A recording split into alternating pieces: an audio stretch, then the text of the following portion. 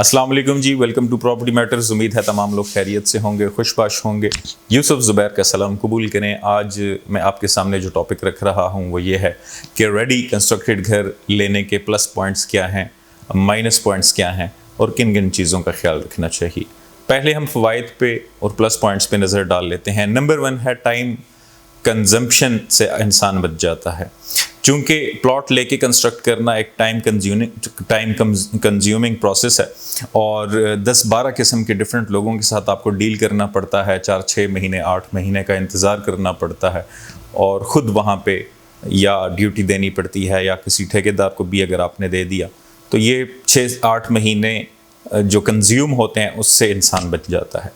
Number 2 ये है कि आपका जो प्राइस, आप तैयार घर अगर बनाते हैं, प्लॉट्स लेके बनाते हैं, तो उसमें जो आपका बजट आपका ज़ाया होगा या आपके पैसे लगेंगे, उससे हो सकता है 20% 30% कम में आपको रेडीमेड घर मिल जाए जो 2-4 साल पुराना बना हुआ हो, 5 साल पुराना बना हुआ हो। ये 2 पॉइंट्स मुझे प्लस नज़र आते हैं, जबकि नेगेटिव पॉइंट्स बहुत सारे हैं।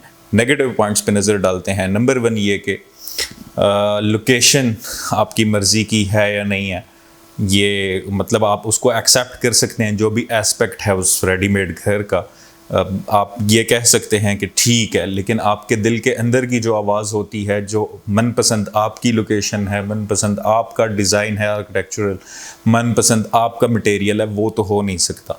तो दिस इज़ द डिफरेंस कि लोकेशन आपकी मर्ज़ी की है या नहीं है, आर्किटेक्चरल डिज़ाइन आपकी मर्ज़ी का है या नहीं है, अंडर कंस्ट्रक्शन बिल्ट इन जो क्वालिटी है वो आपकी मर्ज़ी की है या नहीं है, अब जहाँ पे आप वेंटिलेशन चाहते हैं वहाँ है या नहीं है, और रूफ़ से फ्लोर तक का जो फासला है, हाइट है, वो वैसी है या नहीं है, वुडन मटेरियल किस तरह यूज़ होया हुआ है, सैनिटरी किस तरह है, इलेक्ट्रिकल वायरिंग और अंदर के मामलात किस तरह हैं, चंद साल बाद रहने के ज़ेम तो नहीं स्टार्ट कर देता, क्रैक्स तो नहीं आ जाते वॉल्स में।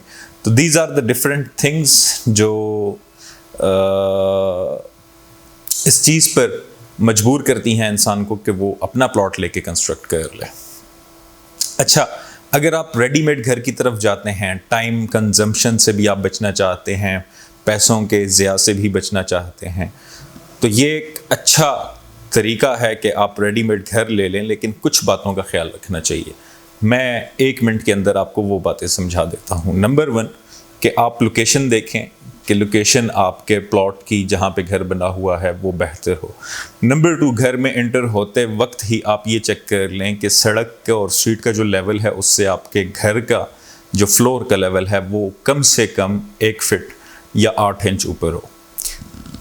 नंबर 3 पॉइंट ये है कि आपके फ्लोर और रूफ का जो डिफरेंस है वो 11 फुट होना चाहिए, 11 फुट एवरेज होना चाहिए। इससे कम अगर हुआ तो आप सीलिंग्स करवाएंगे, आप फर्श नए डलवाते हैं या रेनोवेट करते हैं, तो वो फासला आपका कम पड़ जाता है जो कि मुनासिब नहीं है। नंबर 3 ये कि हर वॉशरूम की अच्छी वेंटिलेशन हो, हर रूम की अच्छी वेंटिलेशन हो, ये आपने घर में एंटर होते वक्त देखना है। और नंबर 4 ये कि बिल्ट इन क्वालिटी आप खुद नहीं अगर चेक कर सकते तो आप अपने साथ किसी कॉन्ट्रैक्टर को, किसी इंजीनियर को, किसी ऐसे बंदे को जो तजर्बा रखता हो, जो चेक कर सके कि जहाँ पे कॉलम लगना था वहाँ पे लगा हुआ है या नहीं है, जहाँ पे वेंटिलेशन होनी थी वहाँ पे है या नहीं है, फ्लोर से सीलिंग तक का फासला कैसा है, चौखाटें सही यूज़ हुई हुई हैं या नहीं है, साइजेस उनके ठीक हैं या नहीं है, बिल्ट इन क्वालिटी वो आपको चेक करके या अपनी एक परसेप्शन वो माइंड में क्रिएट कर लेगा, 2-4-6 चीज़ें नोट करके घर की